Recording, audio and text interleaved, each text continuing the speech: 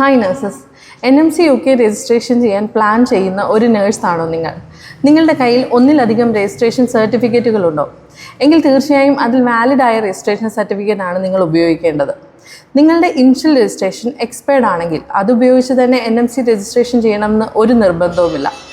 അതുപോലെ Karnataka nursing registration അല്ലാതെ മറ്റേതെങ്കിലും കൗൺസിലുകളുടെ രജിസ്ട്രേഷനാണ് നിങ്ങൾ ഉപയോഗിക്കുന്നതെങ്കിൽ അത് വാലിഡ് ആയിരിക്കണം. എക്സ്പയർഡ് ആയ രജിസ്ട്രേഷനുകളുടെ തേർഡ് പാർട്ടി വെരിഫിക്കേഷൻ കൗൺസിലുകൾ ചെയ്തു നൽകാറില്ല.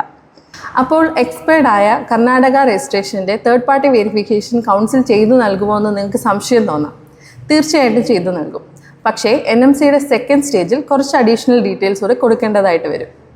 ഇതുപോലെ നഴ്സിംഗ് റിലേറ്റഡ് ആയിട്ടുള്ള പുതിയ അറിവുകൾക്കും NMC രജിസ്ട്രേഷൻ്റെ എക്സ്പെർട്ട് ഗൈഡൻസിനുമായി കോൺടാക്ട് ചെയ്യൂ നുവേര വെരിഫിക്കേഷൻസ്.